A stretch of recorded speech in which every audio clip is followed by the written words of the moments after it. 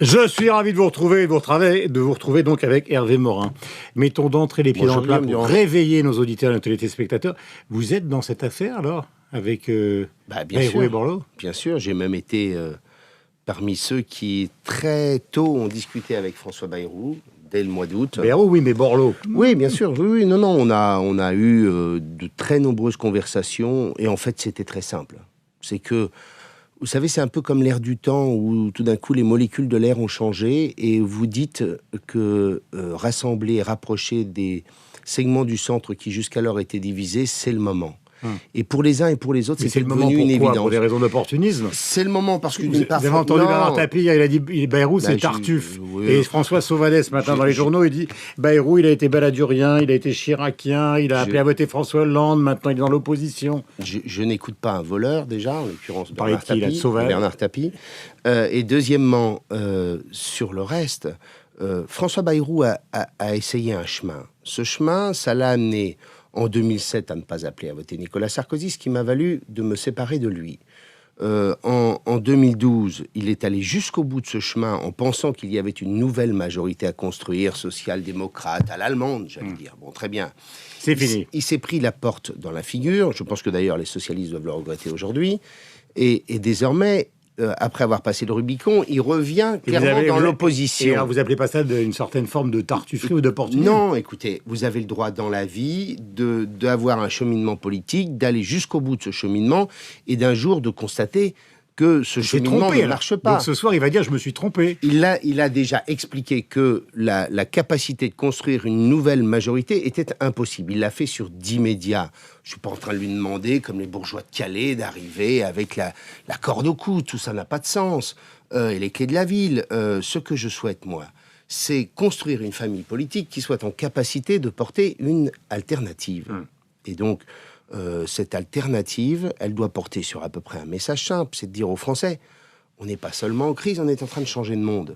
Et ce changement de monde, qui était à peu près comparable à ce qu'on a pu connaître quand Gutenberg a inventé l'imprimerie, eh bien ce changement de monde, ça nous impose de changer quelques éléments de notre logiciel. Le changement de monde. Donc, au lieu d'être dans la nostalgie pour les uns, d'être dans l'archaïsme pour les autres, est-ce qu'on peut être des modernes qui cherchent à faire en sorte que ces atouts formidables de la société française, nous les valorisions plutôt que de creuser un peu plus le trou de la piscine chaque jour. D'accord, mais alors ça passe par les municipales, parce que le changement de monde, Gutenberg, tout ça c'est formidable, mais il y a les municipales. Donc est-ce que vous êtes maintenant clairement à droite, cet ensemble-là? Mais attendez, moi je n'ai jamais... Je ne parle pas de vous, mais l'ensemble. Mais l'ensemble pose très clairement les bases d'une cohérence entre nos positions nationales et nos positions locales. Et en même temps, il y a, Guillaume Durand, des particularités locales. Notamment à Paris, par exemple. Non, mais attendez, pas à Paris. À Paris, Marielle de Sarnez... non, enfin, il y a quand même le seul conseiller de Paris Modem, qui s'appelle M. Martins, qui s'est rallié à Anne Hidalgo. Non, mais moi, je suis maire d'une commune, j'ai des gens de gauche dans mon conseil municipal. Dans toutes les communes de France, vous construisez des listes avec l'idée que vous allez agréger des talents pour porter le développement ou l'énergie d'une ville.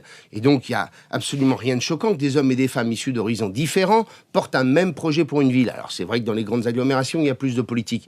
Mais acceptons, surtout nous qui pensons que l'énergie de la société française, ça passe par la confiance aux structures de base de la société, nous qui sommes des décentralisateurs, acceptons l'idée que chaque commune se construise à partir aussi de projets qui ne sont pas simplement le calque du niveau national. Nous sommes dans un quinquennat et par rapport au septennat, tout change. J'ai été un des seuls à ne pas voter le quinquennat. Oui, eh bien, aujourd'hui, je peux vous dire que je ne le regrette vraiment pas. Enfin, c'est fait. Oui, d'accord, mais je vous le dis. Ça veut dire que vous êtes là pour être une force d'appoint de la droite, ou est-ce que vous considérez que l'un des objectifs de cette alliance, qui est européenne, alors que le Front National est en gros contre l'Europe aujourd'hui, c'est d'avoir un candidat au deuxième tour? Parce que maintenant, on est en campagne électorale permanente. C'est bien ça le drame. Et d'ailleurs, à mon sens, il serait bon de revenir sur cette gangrène de la démocratie française que représente l'élection du président de la République au suffrage universel, si vous voulez mon point de vue, Guillaume Durand. Vous entendez le silence. Oui, mais le silence... Donc vous voulez plus du quinquennat? Non, j'ai dit que j'avais voté contre.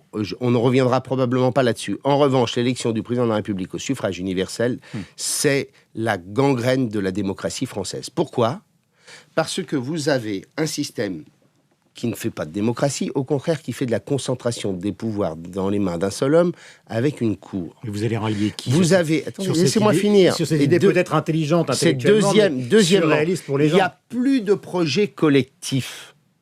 Vous n'avez plus des familles politiques qui construisent un projet politique qu'ils pensent, construisent et réfléchissent avec le temps et qu'ils présentent aux Français porté par un homme. Vous avez désormais une vie politique qui se résume à des cultures d'ego où chacun essaie de démontrer une différence par rapport à l'autre qui est dans sa même famille politique. Ce qui fait qu'on arrive à l'élection présidentielle avec des projets qui ne sont absolument pas construits et où le projet de François Hollande, c'est François Hollande. Le projet de François Hollande, ça l'amène à un jour présenter la taxe à 75% parce qu'il faut récupérer les voix de l'extrême gauche. Le deuxièmement, à présenter telle ou telle mesure, sans que tout ça n'ait été réellement réfléchi et construit dans une famille politique. La personnalisation de la vie politique, c'est Guillaume Durand, j'appelle le programme de Nicolas Sarkozy, c'est Nicolas Sarkozy. J'appelle à revenir à l'essence de la Ve République, où le président de la République était un arbitre avec un Premier ministre qui conduisait et déterminait la politique de la nation à partir d'une majorité qui avait construit un projet politique collectif. J'ai terminé sur cet aspect-là. Et vous voulez être au deuxième tour ou vous voulez être une force d'appoint? Mais je dis que nous voulons construire une alternative et cette alternative nous amène à porter un projet pour la présidentielle. J'ai compris. Voilà. Alors, bien entendu, vous allez vous battre. Vous allez vous battre contre Marine Le Pen, vous allez vous battre contre l'UMP si c'est Nicolas Sarkozy ou François Fillon, et vous allez vous battre contre la gauche sortante. Je dis par ailleurs qu'il y aura d'ailleurs pas seulement pour nous, l'opposition nationale, mais aussi d'ailleurs pour la gauche, la même problématique.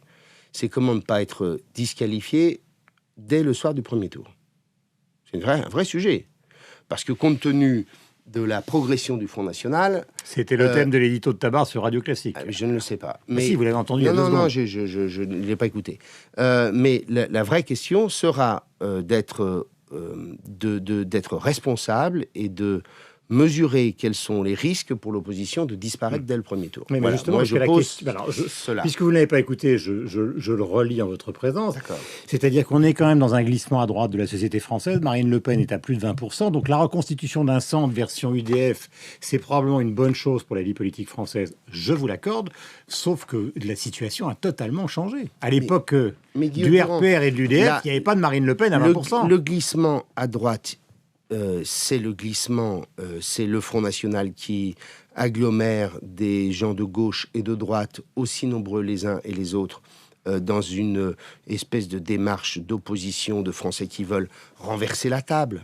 Et en même temps, je suis convaincu qu'en France, il y a une immense majorité dans toutes les classes de la société française qui voit bien que ce monde est différent et que ce monde nous impose d'adapter 3 ou 4 points. Donc vous croyez à la déconstruction de ce qu'a construit Marine Le Pen par des arguments pro-européens? Je pense pas uniquement européens, je pense qu'en France, il y a encore une immense majorité de nos compatriotes qui savent que la France est faite pour ce monde du XXIe siècle, que la mondialisation, la France a tout pour réussir dans ce monde. Nous avons l'intelligence, l'énergie, les technologies, les infrastructures, notre histoire, et qu'il nous suffit simplement de faire évoluer 4 ou 5 points de notre politique économique, de notre politique d'éducation, et que la France sera un pays à nouveau de bonheur et d'optimisme. Mais vous-même, il y a quelques instants, vous venez de dire le grand risque pour la droite classique, c'est-à-dire vous et l'UMP, c'est que Marine Le Pen vous passe devant. Oui, mais Il vous reste 3 ans, il vous reste même les soirs des Européennes si c'est le premier parti de France. Guillaume Durand, est-ce que vous voulez bien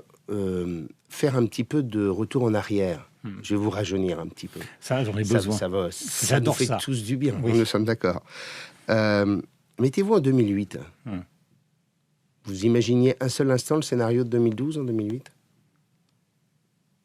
Grand blanc. Non, pas grand blanc. Vous savez, non, les sondages, à partir de 2008, les sondages ont donné le président sortant toujours perdant, pratiquement. D'accord, oui, sauf que personne n'imaginait que François Hollande soit président de la République. D'accord, mais les sondages disaient... Donc, je vous dis que on est dans une période extrêmement trouble. Vous voyez bien, le pouvoir a peur.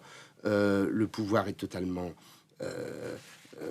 est tétanisé par la peur. Oui, dans les votes budgétaires, la majorité, même si actuellement les sondages sont très défavorables à François Hollande, dans les votes budgétaires qui ont lieu tous les jours, pour l'instant, la majorité tient.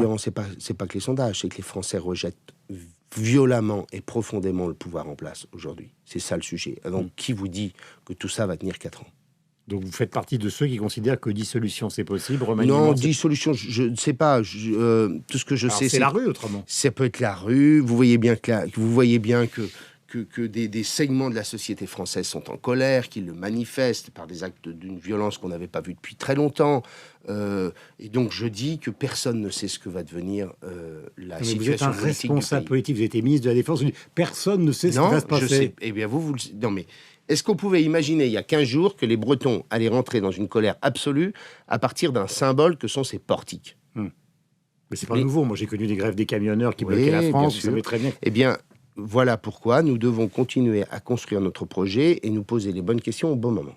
Donc, si je comprends bien, ce centre réunifié, c'est la meilleure alternative contre la montée du Front National, contre l'effondrement de la gauche. Nous sommes les seuls à avoir un peu de modernité dans le débat politique. D'un côté, vous avez des pessimistes qui sont génétiquement pessimistes, c'est la droite. De l'autre, vous avez des optimistes BA, c'est la gauche. Et de l'autre, et enfin, nous voulons être, les optimistes réalistes, en disant aux Français, la France a toutes ses chances dans le monde qui se construit aujourd'hui. J'ai deux dernières questions, une factuelle. Est-ce que vous croyez, parce que vous avez été son ministre de la Défense, au retour inéluctable de Nicolas Sarkozy? Je pense que ça en prend le chemin, en effet. Donc, en fait, cette alliance sera une force de soutien de Nicolas Sarkozy. Laissez les choses se dérouler. Pourquoi vous êtes en train déjà de construire quelque chose, de décrire quelque chose qui est dans 3 ans? Nous avons, à nous construire nous-mêmes sans nous poser la question des autres. Deuxième question, elle est importante. Vous avez été ministre de la Défense. Le Mali, la situation est quand même très grave. 2 journalistes français ont été assassinés. Est-ce que vous croyez qu'on est là-bas pour longtemps, que cette guerre va devenir notre guerre? Je l'ai dit le jour où nous avons mis les pieds au Mali. Je soutenais et j'ai soutenu la décision de François Hollande d'envoyer des forces françaises au Mali pour éviter que le Mali soit dans les mains d'Al-Qaïda. Mais j'ai toujours dit que, contrairement à ce qu'on nous racontait, nous y serions pour longtemps. Je vous rappelle que lorsque nous sommes arrivés au Tchad, à la fin des années 70, nous avons dit que nous étions pour quelques mois, au pire quelques années. Nous y sommes encore. Là, nous y sommes pour des années. Et quand François Hollande est allé raconter ses bêtises sur le fait que nous allions éradiquer le terrorisme dans cette région du monde, c'est comme la fourmilière et les fourmis. C'est-à-dire que quand vous mettiez un coup de pied dans la fourmilière, les fourmis, elles passent la frontière. Donc on y est pour longtemps, mais ça aurait été le cas de n'importe quelle majorité en voyant un corps expéditionnaire là-bas. Je ne dis rien, mais je veux que les Français sachent à quoi on est engagé. Merci beaucoup Hervé Morin d'être venu ce matin sur l'antenne de Radio Classique et évidemment de nos confrères et amis de LCI. Passez la meilleure journée possible. C'est à 17h15 à la Maison de la Chimie ce soir. Donc ce mariage, Bayrou-Borloo. Bonne journée donc à vous. On se retrouve Sophie Paolini dans un instant.